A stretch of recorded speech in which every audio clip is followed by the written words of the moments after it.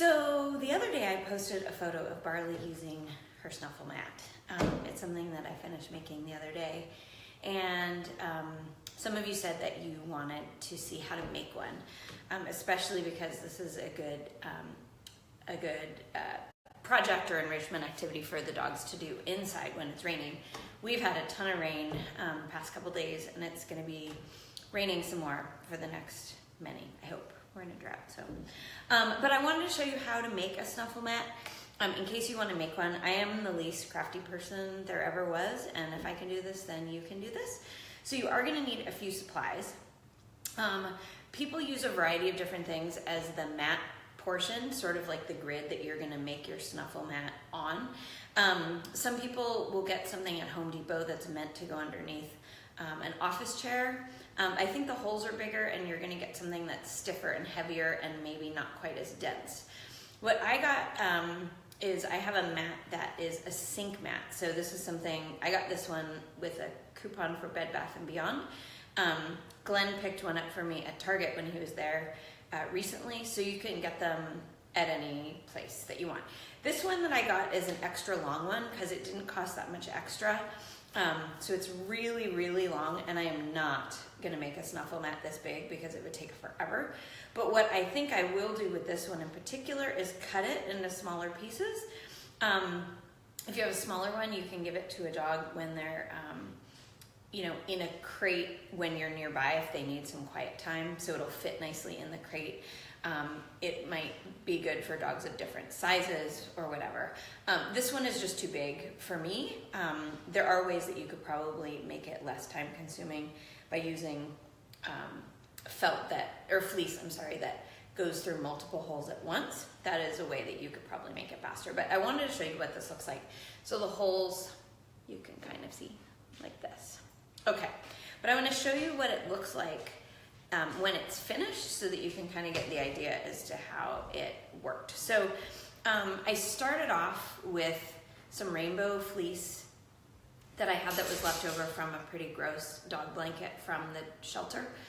It came with one of the dogs that I fostered, and they didn't want it back. So I cut it into strips, and it turned out that it wasn't gonna be enough to make a whole blanket. So what I decided to do, because I'm OCD and I wanted things to match, is I did the perimeter in the rainbow, and then I got some other fleece from the fabric store. And you can actually find bargain basement prices if you ask the people where to look. So I was not gonna pay full price for it. So this is a remnant, for example, this bright pink, and this cost less than $3, and this is half a yard. So you can probably get it for a really good price, like $7 a yard or $6 a yard.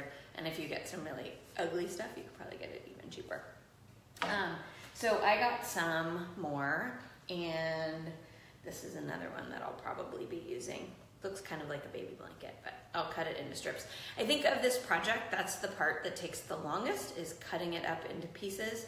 I don't have good fabric scissors because, like I said, I'm not a crafty person. So I just used some other scissors that I had, and that probably made the project take a lot longer. Okay, so then what you're gonna end up doing is you're gonna cut them into strips that are about this big. So I would say anywhere between 1 and 2 inches wide, and probably 7 or 8 inches long is what you're going for. And what you're gonna do is, I'm gonna show you the back side. I'm gonna bring this up close. So what you do is you turn it over, you start to put the pieces in through the holes, and the corners you start to go up and down. So I do the edges, so it kind of goes like this. So I do the edges first. Looks like she pulled a piece through. And then you end up just sort of, I do 1 row at a time, and then what you do is you tie knots on the other side. And so it ends up being this big fluffy mat. And then you can pour the little kibbles in, and when it's flat, you pour the kibbles in and you nestle them way down deep so they're kind of up against the plastic or whatever this mat is made out of, vinyl or who knows. And so the dog really has to go in there and get in there and dig for the kibbles. And it's actually kind of damp, which is sort of disgusting because she got her nose in there and then used her slimy mouth to get the kibbles out. So this is the Snuffle Mat. This is what it looks like when it's all done. And I was just gonna show you what it looks like really quick to just do a couple of the strips so that you could kind of see what I'm talking about. So what I'm gonna do is with the first corner, I'm gonna just poke it through one side and through the other side. Okay, so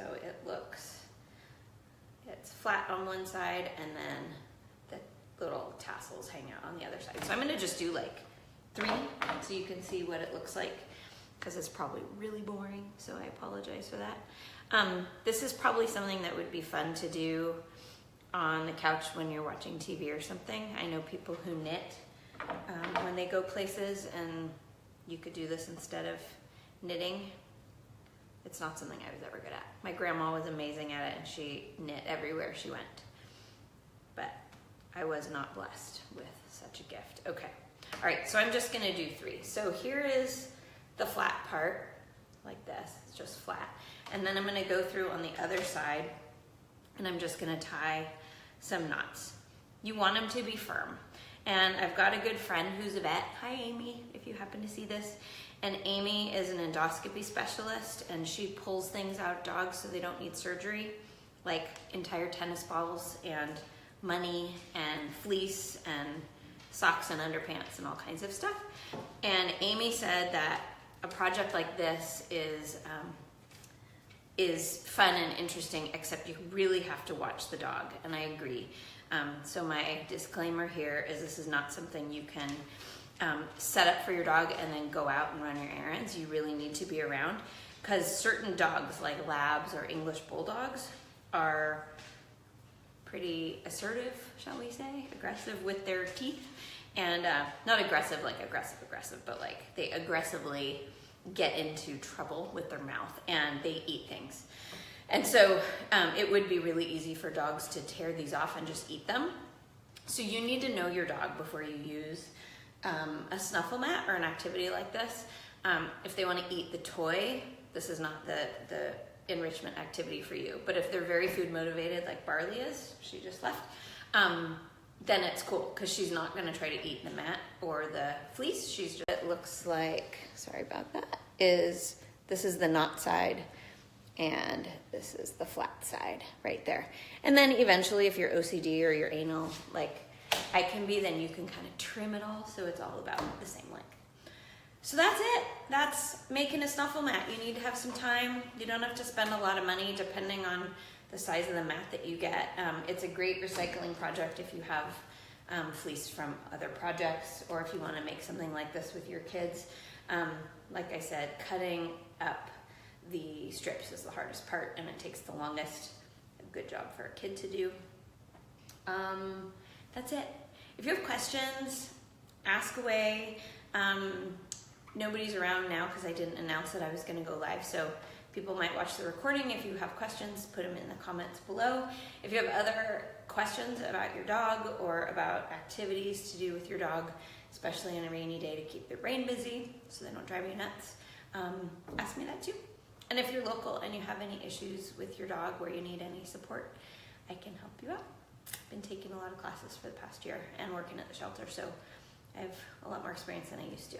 So that's it for now. Thanks for tuning in. If you have any ideas or anything else that you want to see, let me know, and I'm happy to help. Alrighty. Have a good day. Bye.